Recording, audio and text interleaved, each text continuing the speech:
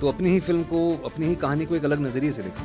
इसीलिए मैंने पूछा ये सवाल। तो काफ़ी तकलीफ हुई, लेकिन तकलीफ तब भी हुई थी मिश्रा जी, क्योंकि बच्चों के साथ हमने बहुत क्लोजली शूट किया उस फिल्म में। तो पढ़ते वक्त तो आप पढ़ लेते हैं कि बहुत इंपॉर्टेंट कहानी है, ये है, वो है, करेंगे, शूट कर लेंगे, प्रोफेशनल है, क्या हो गया। लेकिन जब उस वक्त बच्चों के साथ भी जब मैं शूट करा था, तब काफ़ी दिक्कत हुई।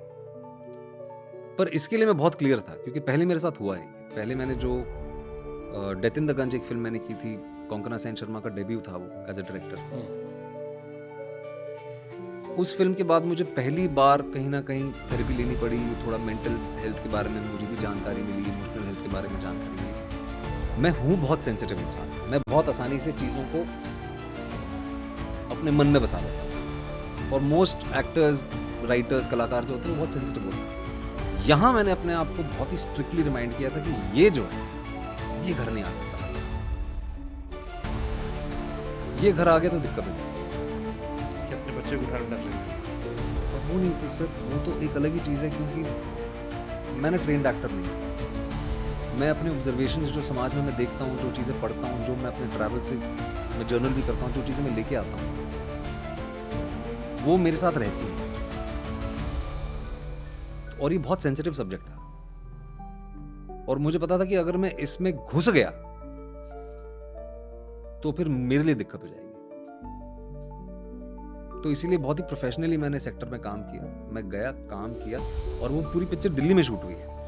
तो दिल्ली में मेरे बहुत दोस्त हैं। दिल्ली मेरा मतलब दूसरा घर आप कह सकते हैं। मेरी एक्सटेंडेड फैमिली, मेरी साली भी यहीं रहती है, नोएडा में रहती है इनफैक्ट। तो आई मेड श्योर कि मैं हफ्ते में 2-3 दिन उन लोगों से मिलूं, otherwise I would not do that. लोगों से मिलना कम, सोशल मीडिया मेरा लगभग ना के बराबर हो जाता है। Set, room, time to time नींद और प्रेप।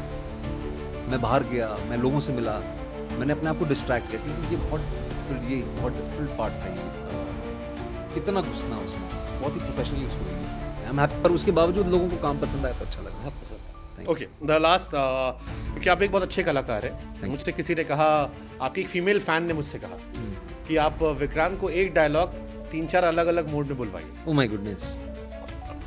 तो मैंने 2 डायलॉग आपके लिए रखे थे। आपकी फिल्म आई थी फिर आई हसीन दिलरुबा, जो मुझे अच्छे लगे थे। Thank you. एक था कि मैं तेरी हर जिद मान लूंगा, बस याद रखना कोई तीसरा शामिल है। और एक था कि किस्मत की लकीरें हाथों पर छपी होती हैं दोस्त, हमने तो मोहब्बत के लिए हाथ को ही उखाड़ दिया। अब ये 2 डायलॉग आपके हैं, आपको रटे भी होंगे आई एम श्योर। नहीं, हाँ, मतलब याद तो आ गए, नहीं होंगे दे दूंगा मैं।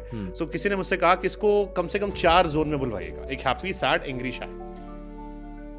ठीक है, हैप्पी करके मैं कोशिश करता हूँ। कौन सी वाले डायलॉग लेंगे आप? मैं तेरी हर जिद मान लूंगा या किस्मत की लकीरें? मैं तेरी हर जिद मान लूंगा। ओके, मैं तेरी हर जिद मान लूंगा, पर इतना क्या, बस याद रखना कि कोई तीसरा शामिल है। बस याद रखना कि कोई तीसरा शामिल है। Okay, happy zone. Happy zone.